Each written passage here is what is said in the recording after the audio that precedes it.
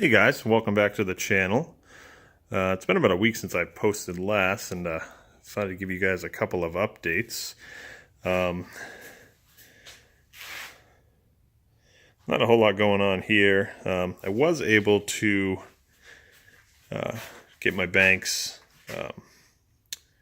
Ram Air filter cover back on. I did pop one of those grill supports off. And I obviously kept one on. It's pretty solid without it. Did some wheeling a few weeks ago and got into some deep mud, and afterwards I kind of thought maybe having something covering the air filter would be probably a good idea and avoid sucking water up.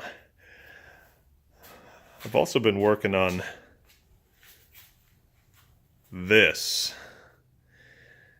And like most Jeep owners, you know that the Dana 30 in the front end isn't exactly the strongest of axles. It's pretty good, it holds up, but this is a high pinion Dana 30 out of a 99 XJ, or Jeep Cherokee. Came with 355 gears. A little rusty. I've went ahead and replaced the upper control arm bushings, ball joints. Did a lot of rust removal. I did some electrolysis on the knuckles, valve cover, differential cover, and then this knuckle over here as well. I do have to do some welding. I got a few rust spots, making up some brackets here, and just gonna weld them on, kind of like that. I'm thinking, if I don't truss it. But there's a 355 carrier, and obviously it came with 355 gears. I'm gonna have to take the 373 carrier out of the TJ, and then I'm gonna go 456s, I believe.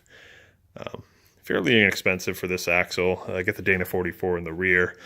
A little bit more money for those, but should do pretty well. And then this is my electrolysis setup. For those of you who don't know what electrolysis is or how it works, it's actually pretty simple. I watched another YouTube video, and what we're doing right now is a brake caliper. So the first thing I do, or you want to do, is kind of fill a bucket of water, and then go get yourself some Laundry Booster Arm & Hammer washing soda and pour it in. I think it's about a tablespoon per gallon.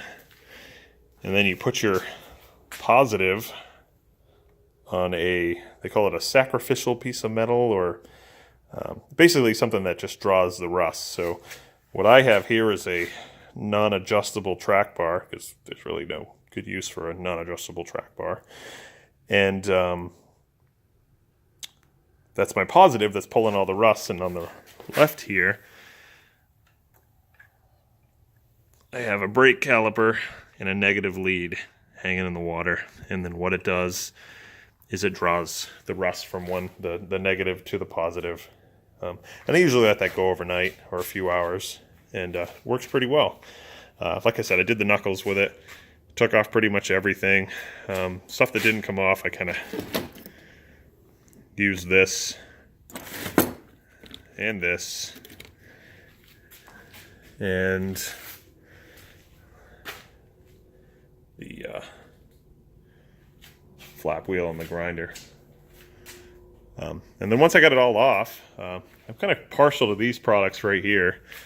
The Krylon self-etching, you get this at Lowe's, pretty inexpensive. And then the Duplicolor high heat paint. I've always liked this stuff for steel parts, not fancy stuff, but like, underneath stuff.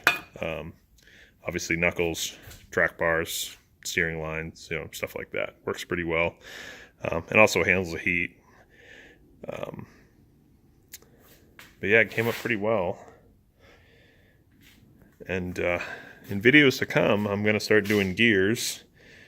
And yeah. Subscribe if you want to see how the gears go. It'll be my first time doing them, so kind of excited about that. But stay tuned. Talk to you guys later.